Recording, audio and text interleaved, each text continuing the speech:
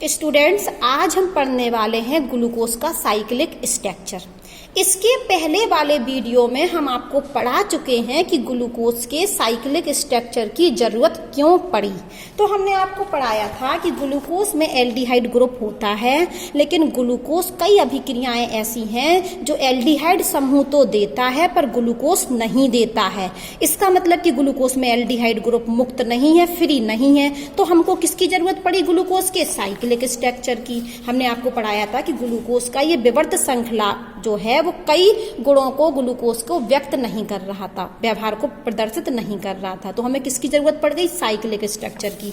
तो ग्लूकोज की आज हम साइक्लिक स्ट्रक्चर पढ़ने वाले हैं। तो हमने ये खुली श्रृंखला वाला स्ट्रक्चर बना लिया अभी। अब हम पढ़ने क्या वाले हैं? ग्लूकोज का साइक्लिक स्ट्रक्चर। तो ये जो कार्बन है, यहाँ एक सिग्मा सिंगल बॉन्ड, ये वाला एक सिग्मा और एक सिग्मा, यहाँ 3 सिग्मा। तो 3 सिग्मा का अर्थ है sp2 संकरण।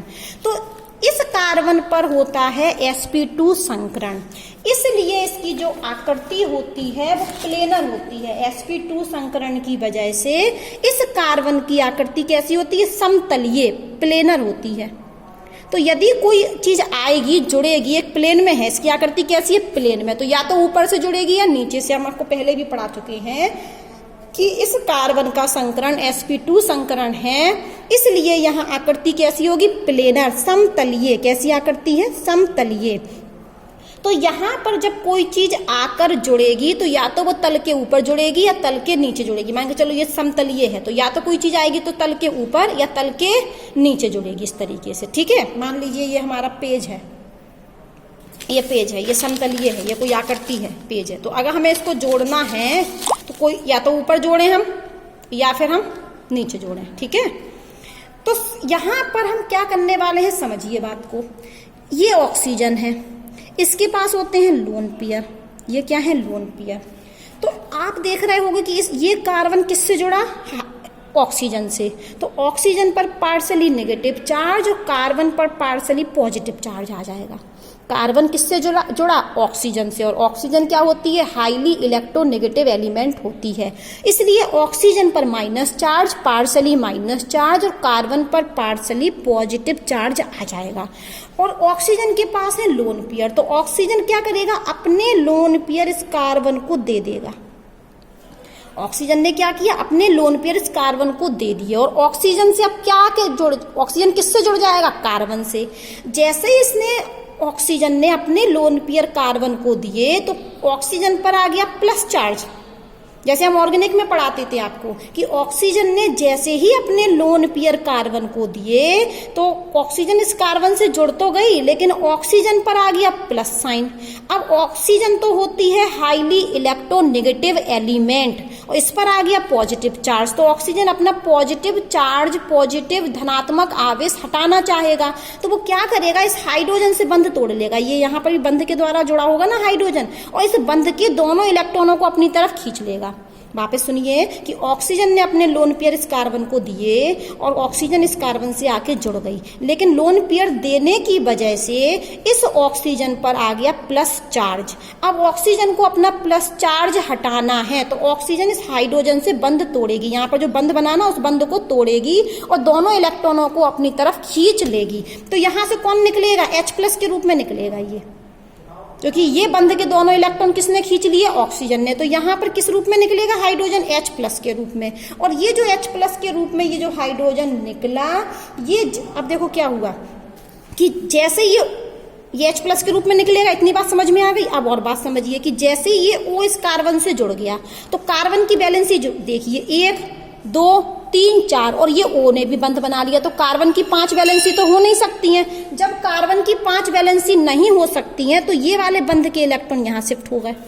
तो अब कार्बन, अब ये O पर माइनस है, इस O पर माइनस है क्योंकि इलेक्ट्रॉन शिफ्ट हो गया। तो ये H+ क्या होगा? इस O से जाकर जुड़ जाएगा।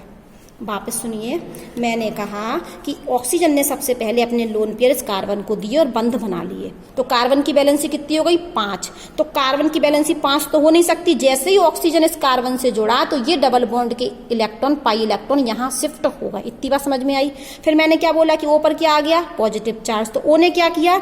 यहाँ से जो बंध था उस बंध के इलेक्ट्रॉनों को खींच लिए। तो यहाँ से कौन निकला? H+ के रूप में। और ये H+ किस पर आ गया? क्योंकि O पर माइनस चार्ज है। तो यहाँ से इस तरीके से संरचना बनेगी। ये पहले हम ये बना लेते हैं, ये C, ये OH और ये H, फिर ये वाला बना लिया C, ये H, ये OH, फिर ये C, ये OH और ये H, और ये C और ये H, और यहाँ पर क्या जोड़ा है CS2OH। अभी हमने वो चीज़ नहीं बनाई जिस पर अंतर हुआ, ये हमने ये चीज़ बना ली, यहाँ कुछ अंतर नहीं हुआ, और इसको जोड़ दिया हमने कार्बन से। अब देखिए होगा क्या, कार्बन से तो यहाँ पर ये अटैक हुआ, तो ये अटैक हुआ तो ये हमें जोड़ना है इसको, इस कार्बन को इस कार्बन से, नहीं इस कार्बन को नहीं, इस कार्बन से कौन जोड़ा O, और इस O को किससे जोड़ना है, इस कार्बन से, तो हमने सीधे ये O लिख दिया। देखो इस कार्बन किससे जोड़ा, O से, तो हमने इधर लिख दिया इस O को, और अब ये कार्बन भी इसी O से जुड़ गया। बात समझिए, ये ऑक्सीजन इस कार्बन से जुड़ा था और इसी ऑक्सीजन से ये कार्बन जुड़ गया, इसलिए हमने O को लिख दिया बीच में और इसको हमने यहाँ जोड़ दिया। ऐसे करके ना जोड़ के थोड़ा और आगे ले जाके ऐसे जोड़ दिया, ठीक है। अब ये ऑक्सीजन किससे जुड़ गई, कार्बन से, लेकिन इस कार्बन के पास क्या है H और O, और वो भी O कौन सा, OH। तो अभी ये जो O है ये O, तो ये O और ये H, और इस तरफ क्या है H।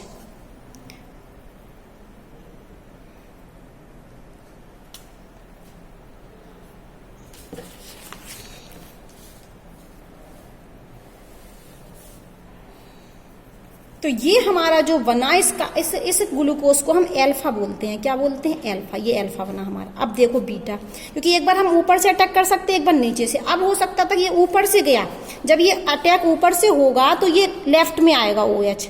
तो एल्फा ग्लूकोज का अर्थ है कि OH क्या हो, रिंग के अंदर। ये बन गई हमारी रिंग, ये क्या बन गई हमारी रिंग, ये रिंग है हमारी, रिंग के अंदर है OH, तो ये एल्फा है। अब ऐसा भी हो सकता था, यही चीज वापस होती कि ऑक्सीजन ने अपने लोन पेयर इस कार्बन को दिए, तो कार्बन ऑक्सीजन से आके जुड़ गया, तो कार्बन की वैलेंसी कितनी हो गई, 5 वैलेंसी हो गई, तो कार्बन की ये डबल बॉन्ड शिफ्ट होगा इधर, और जैसे ही ऑक्सीजन ने अपने लोन पेयर दिए तो ऑक्सीजन पर आ गया प्लस चार्ज, तो ऑक्सीजन ने अपना प्लस चार्ज हटाने के लिए हाइड्रोजन से क्या किया, बंध के दोनों इलेक्ट्रॉनों को खींच लिया और ये H+ के रूप में निकला, और ये H+ जाके O- से जुड़ गया।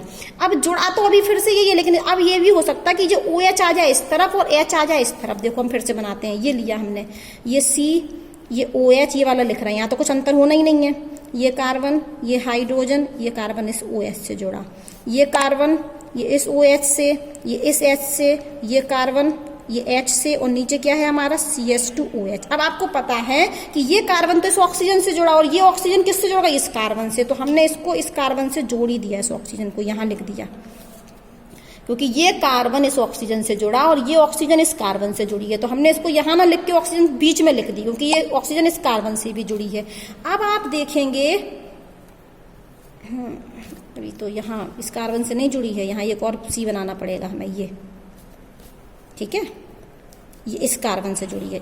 1 2 3 4 5 6 कार्बन होते हैं ना, ये छठवां कार्बन इस कार्बन से जुड़ी है। अब हो सकता है कि जब ये समतलीय स्ट्रक्चर था ना, तो ये OH O जो था वो इस तरफ था, तो ये OH आ गया इस तरफ और ये H आ गया इस तरफ, तो इस ग्लूकोज की चक्रीय संरचना को हम बीटा कहते हैं।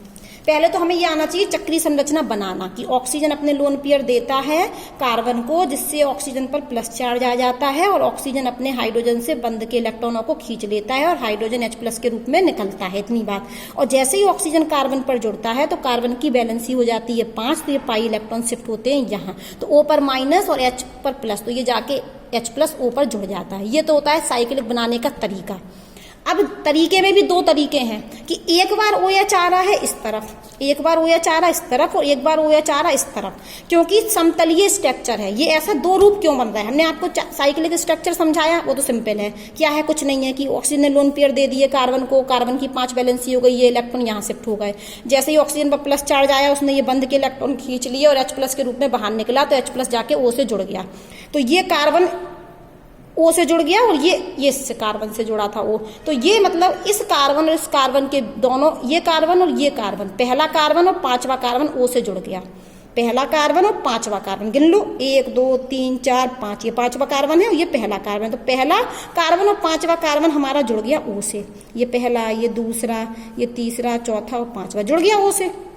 ठीक है। अब तरीका इस और दो रूप हो सकते, क्यों? क्योंकि ये कार्बन है sp2 संकरण और प्लेनर स्ट्रक्चर है, समतलीय स्ट्रक्चर, तो हो सकता है कि एक बार तल के ऊपर जुड़े, एक बार तल के नीचे जुड़े। जब ऊपर जुड़ेगा तो OH आता है राइट में, ये एक्सपेरिमेंटल देखा गया बेटा। और ये जब ऊपर से अटैक होगा तो OH कहाँ आया? राइट में। और जब नीचे की तरफ से अटैक होगा तो OH कहाँ आएगा? लेफ्ट में। तो जब लेफ्ट में OH रहेगा तो इस ग्लूकोज को हम बीटा कहेंगे, और जब राइट में ग्लूकोज होगा तो इस ग्लूकोज को हम अल्फा ग्लूकोज कहेंगे। या दूसरा तरीका है याद करने का, ये बन गई हमारी रिंग, ये बन गई हमारी रिंग। तो इस रिंग के अंदर है, देखो OH इस रिंग के अंदर है। मान लो ये लाइन हम ऐसे बोले, ये देखो ये बॉक्स बन गया ना ये।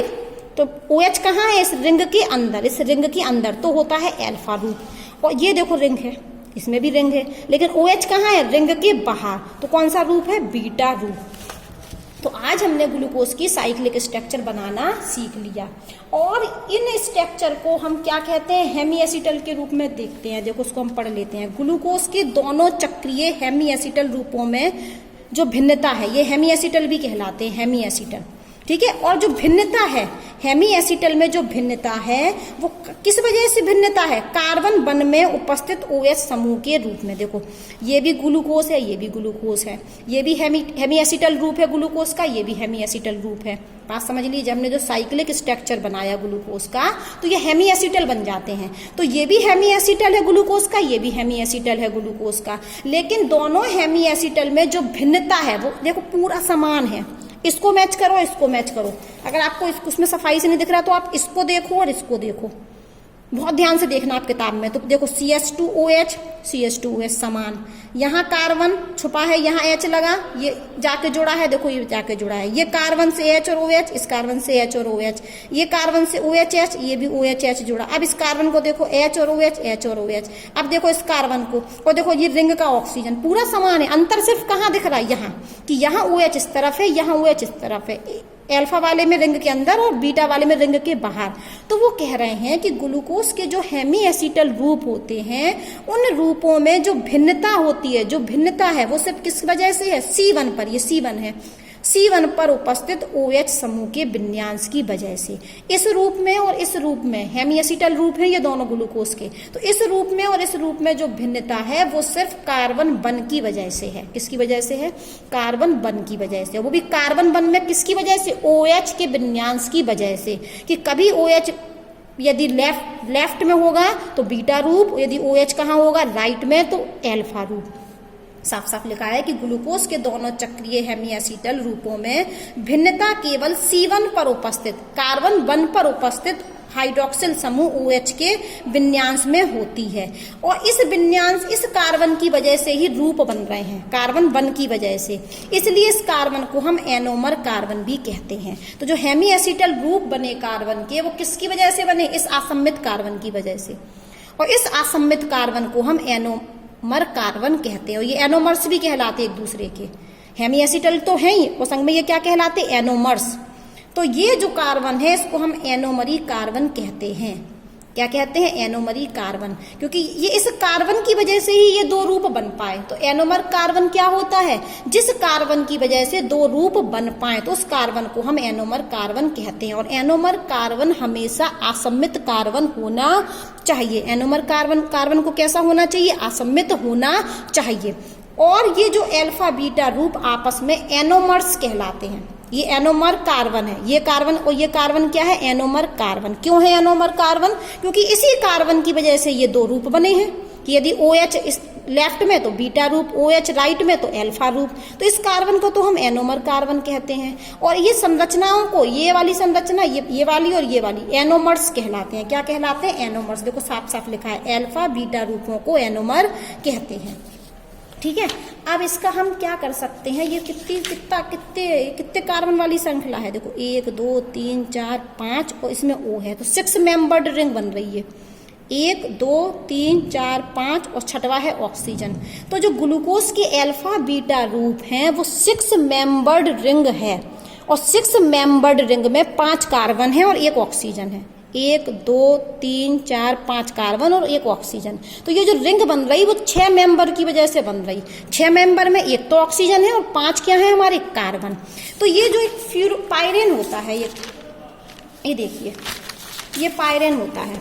इस पायरेन में भी देख लीजिए, 1 carbon, 2 carbon, 3 carbon, 4 carbon, 5 carbon और 6वां ऑक्सीजन। तो पायरेन भी 6 मेंबर्ड रिंग है। ये कैसी रिंग है? 6 मेंबर्ड रिंग, जिसमें 5 कार्बन है और 1 ऑक्सीजन है। तो इसमें भी हमें ऐसा ही दिख रहा है कि 1 2 3 4 5 कार्बन और 1 ऑक्सीजन। तो ग्लूकोज के जो अल्फा बीटा रूप हैं उनकी समानता पायरेन से थी। किससे समानता? पायरेन से। देखो साफ साफ लिखा है, पढ़ते हैं हम भाषा।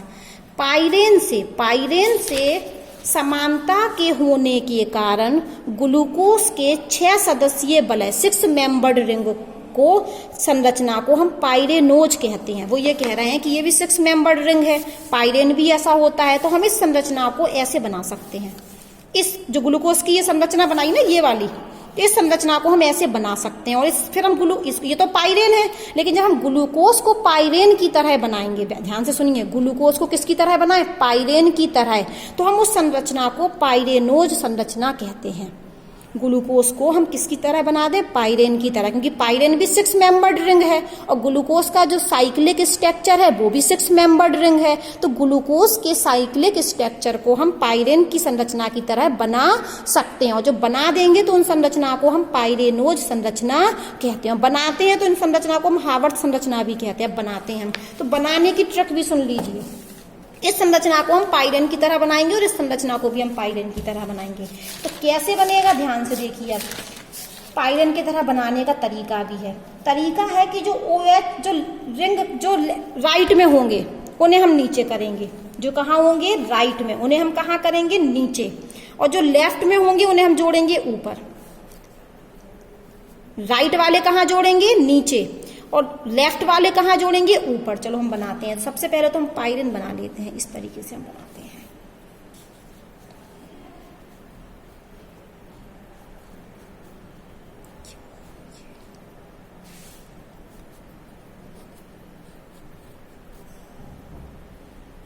ठीक है, ध्यान से देखना बेटा।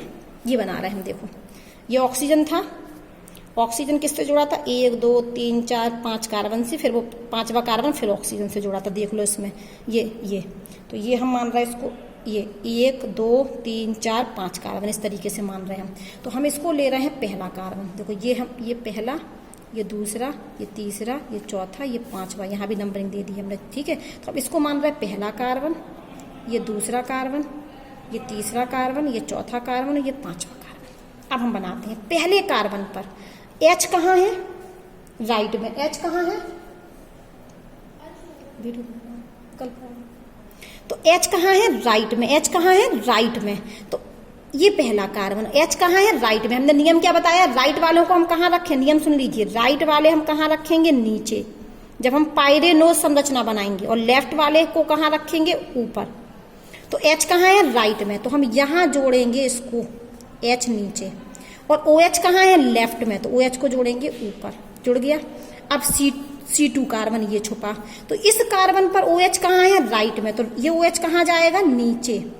और H कहाँ है? लेफ्ट में। तो H कहाँ जाएगा? ऊपर। अब तीसरे कार्बन पर आओ। राइट में कौन है? H। तो तीसरे कार्बन पर H कहाँ जुड़ेगा? नीचे।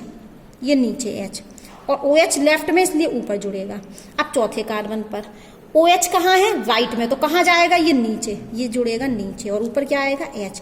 अब यहाँ देखिए, एक ट्रिक और है कि जो बड़ा ग्रुप होता है हम उसको ऊपर जोड़ते हैं। हमेशा CH2 को ऊपर जोड़ते हैं।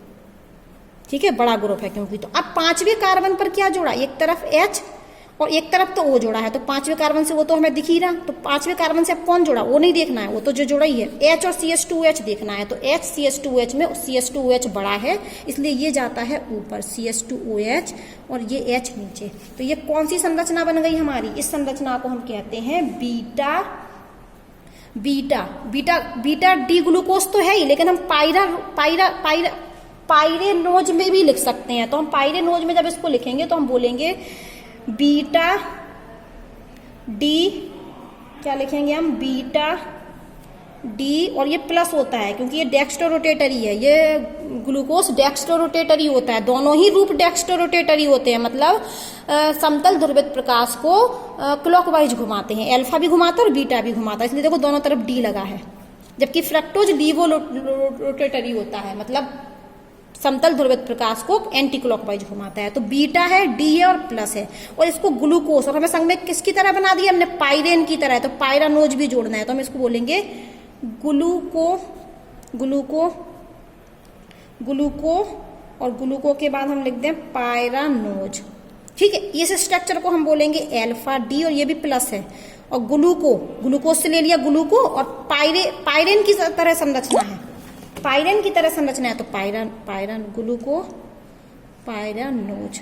अब हम ये स्ट्रक्चर भी बना लें जल्दी से। पहला कार्बन, तो ये OH कहाँ है, लेफ्ट में, राइट में, तो कहाँ आएगा, नीचे। ये है हमारा पहला कार्बन, हम यहाँ लिख देते हैं, ये कार्बन है पहला, ये दूसरा, ये तीसरा, ये चौथा और ये पांचवा। जल्दी जल्दी देखिए, कार्बन फर्स्ट में लाइनें खींच के रख लेते हैं, ये देखिए। ठीक है, तो कार्बन फर्स्ट पर OH राइट में, तो नीचे, और H लेफ्ट में ऊपर। कार्बन 2 पर OH राइट में, तो फिर से OH नीचे, और ये ऊपर। कार्बन तीसरे पर H राइट में है, तो H नीचे आएगा। जबकि देखो यहां पर क्या था,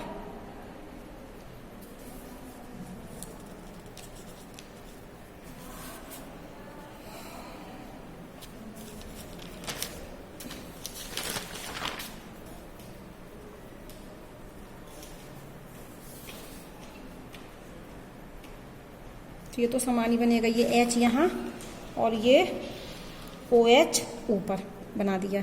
अब चौथे कार्बन पर देखो OH इधर, तो OH नीचे और ये H ऊपर। फिर हमने क्या कहा था कि CH2 कहाँ आता है, ऊपर, तो CH2 OH ऊपर और ये H नीचे। किताब से थोड़ा मैच कर लेते, तो ये कौन सा बन गया, अल्फा वाला, HOH HOH OHH HOH CH2H। ठीक है, इस तरीके से हम ये पायरानोज संरचना बना लेते हैं। ये कौन सी संरचना बनी हमारी, ये बन गई हमारी पायरानोज संरचना, और इन्हीं को हम क्या बोलते हैं, हावर्थ संरचना। और ये बनाना बहुत आसान है, इससे बना सकते हैं हम, इससे बस कुछ नहीं करना, जो राइट में है उन्हें नीचे जोड़ना है और जो लेफ्ट में है उन्हें ऊपर जोड़ना है। और ये देखो 6 मेंबर्ड रिंग है, ये क्या है हमारी 6 मेंबर्ड रिंग, 6 सदस्यीय वलय है ये, जिसमें 5 कार्बन है और 1 ऑक्सीजन है। यहाँ हमने भाषा लिखी है कि ग्लूकोज के दोनों चक्रीय रूप जो होते हैं वो हेमी एसिटल में भिन्नता होती है, सिर्फ किसकी वजह से, C1 पर OH समूह की उपस्थिति की वजह से। ये वो बात लिखी है कि ये रूप और ये रूप बिल्कुल समान है, बस भिन्नता है इस OH की वजह से कि OH राइट में, OH लेफ्ट में। फिर यहाँ लिखा है कि इस कार्बन को हम एनोमर कहते हैं, एनोमर कार्बन, क्योंकि इस कार्बन की वजह से ही हमारी हेमी एसिटल संरचनाएं अल्फा बीटा बन रही है, और अल्फा बीटा को हम एनोमर्स कहते हैं। और ये 6 मेंबर्ड रिंग बन रही थी जो पायरोन के समान थी, इसलिए हमने इसकी क्या बना दी, पायरानोज संरचनाएं बना दी। तो ये पायरानोज संरचना बन गई जो 6 मेंबर्ड रिंग है, जिसमें 5 कार्बन है, 1 ऑक्सीजन है। ठीक है।